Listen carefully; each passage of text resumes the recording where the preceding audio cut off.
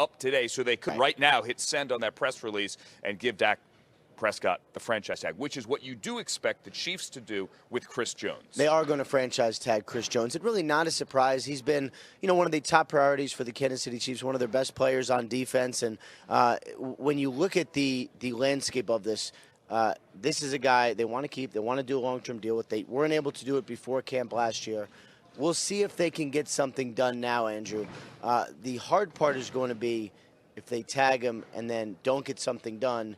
Again, like Dak Prescott potentially, it's I'll see you in July. And then look, the Kansas City Chiefs are also a team that traded for a player last year who was tagged in Frank Clark. Could they actually receive offers for Chris Jones and potentially trade him away? He's that good. He might get an offer and make Kansas City consider something. He's that good. He's that young as well. He was a second-round pick back in 2016. He is a young core star, money-making, playmaking kind of guy. He would be coveted by everyone if he were to be put on the market, which, as you say, he will not be put on the market. All right, a lot of Tom Brady stuff out there. Ian Rapoport, back to the phones. Thank you, sir. See you a little bit later as we now turn our attention to the combine, the college players, and the defensive linemen who were on the podium today. Chase Young is wearing 2. He could be 2 overall to the Washington Redskins. He made it very clear today on Good Morning Football and on the podium. He's the best guy here. I definitely think I'm the best player in the draft. I think I showed it on my tape. You can go to every game. I think I showed it. I definitely think I put my best foot forward this year. I grinded hard. Two of my biggest things are hard work and dedication, and I'm gonna bring those 2 to the NFL with me. He also said that he's been talking to Dwayne Haskins. Dwayne Haskins wants him to be a Redskin. Listen, turn on Derek Brown tape, and it's hysterical the way he throws people around. I love watching Derek Brown. Here's another would-be top 10 pick, the Auburn defensive lineman today on Good Morning Football. I know you don't want to pit yourself against someone else, but Chase Young brings something to the field. You bring something to the field. Of course, Jeff Okudah brings something to the field. Why should you be the first defensive player taken in this NFL draft? If I'm just talking about myself, then, what I'm saying, I'm a guy that, you know what you're getting on and off the field. High character, hard worker. And, I'm ready to get into a system and learn. Teammate Marlon Davidson also pretty good. Marlon Davidson today might have given us, all due respect to Jerry Jeudy, might have given us my favorite combine podium soundbite of the week. I love most about the game is that I can literally go out there and hit a man consistently and pound him, and the police not come. That is the most enjoyable moment about ball, is to go out there and just really abuse somebody. And then they won't say nothing about it in the press, anything. I ain't on no headlines and handcuffs, no mug shots, no nothing. I'm out here just physically abusing a man. Oh, that should get him into the top 10 just for that. That is awesome.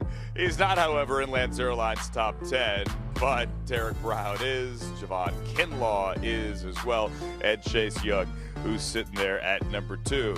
Chase has Joe Burrow at number 1. We are not going to see Joe Burrow throw tonight, nor Tua, as he is still rehabbing the hip injury from the middle of November. We are going to see, however, Herbert and Love and all the guys trying to get up there into that quarterback first round conversation. Lance with us here live on set on NFL Now. Joe Burrow's your number 1 QB, no doubt? Yeah, Joe Burrow is my number 1 quarterback. And I say no doubt, but it's a tier. And on that same tier with him, it's Joe Burrow and it's Tua. But when I look at Joe Burrow, I know he's a one-year wonder right now, but he's a guy that throws with tremendous accuracy.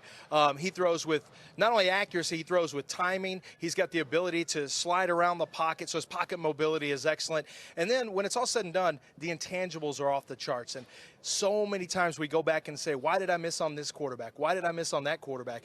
Usually it's intangibles, and he's got them. So I'm not missing this time. I'm sticking with the intangibles. And again, he said because of the season running late, obviously LSU made it to the national championship, won said championship. That's the reason he is giving for not throwing tonight. He will do so later, and he has now met with the Bengals. They had those conversations last night. How they went, who knows? But the Bengals say thumbs up. Granted, you only get 15 minutes. They can schedule more time at another time. Which quarterback's putting on a show tonight, Lance? I think Jacob Eason's going to surprise some people. You know what? He may not surprise people, but what Jacob Eason does and does extremely well is throw the ball on air. And when he's got a chance to really cut it loose and let it rip, he's got a massive arm. I compare him to Carson Palmer when he's clean in the pocket and able to throw. Now, the other thing he does is he throws with good touch down the field. So any drills where he has to put some air under the ball and throw with touch, that's going to look good. And he's also fairly accurate throwing from point A to point B on air. His issues that he has are when there's pressure in the pocket. We're not going to see pressure in the pocket. So I think he's going to really step up and stand out and really excite some people with that arm talent today. Correct me if I'm wrong. On air, it's often more glaring when things don't go well. Like you said, you expect guys to look good on air. One guy's arm much stronger than another. Right. That certainly is noticeable. But if you look bad, if the ball's coming out wobbly, that's what really opens eyes tonight. There's no question. There's no question. You can flex on air with the things you do well, but if you don't do well on air, which means no coverage, that's a big, big problem, because that means you want to find out, why is the accuracy off? Why is the timing off? And if you're going to throw on air, which once again is no coverage, you need to do everything well. And put on that's a show. Something he's going to do. Yeah, put on a show, Yeah. sure. Absolutely. Speaking of that, who does put on that show? Forget Easton for a second. Like, who's the wow factor tonight? A guy who's maybe gaining momentum, let's put it that way, to whether get into the first round or just really get into the elite conversation. I think it's definitely Jordan Love. And the reason it's Jordan Love is he's got the arm talent. That's a guy who can really fling it from the pocket on the move, which is something Easton doesn't do as well. And then Jordan Love is a player who everyone wants to fall in love with. He's got these big hands. He's got good size. He's mobile. And then more importantly, he's got some really good 2018 tape. Now, the 19 tape isn't as good, but he's going to come out today, I think, and remind people why he was such a highly regarded player headed into this season before he stumbled a little bit. And I think when it's all said and done, for a lot of teams, it may already be this way. But I think when it's all said and done, you're going to see Jordan Love potentially sneak up into the number 3 spot ahead of Justin Herbert. Sounds like, though, teams are trying to talk themselves into it. It could be. It could be. You know, and when you talk about talking yourself into it, it's really a matter of, I don't know if it's talking yourself in as much as how much do we put in 18 tape and how much do we put in 19 tape, because they're two totally different guys. All right. It's all going to be in primetime tonight. Lance Zierlein's going to be in the building. He'll be back with us a little bit later as well as we continue. Thank you, sir. On NFL Now, on NFL Network. Primetime drills tonight. Who's going to break the stopwatch on the 40? Is Henry Ruggs going to leave John Ross in the dust? What's Justin Herbert going to look like throwing the football? All those questions will be answered this evening. Starting at 4 o'clock Eastern Time, taking you all the way until 11 o'clock. Got a little preview. Daniel Jeremiah, Rich Eisen, guys.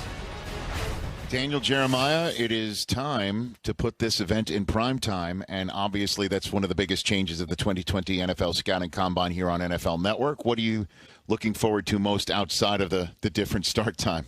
I am looking forward to the start time. It's going to be a lot of fun here in prime time. But really, starting with the quarterbacks, it's such an intriguing group. We've talked so much about Tua Tagovailoa from Alabama. We've talked about Joe Burrow from LSU.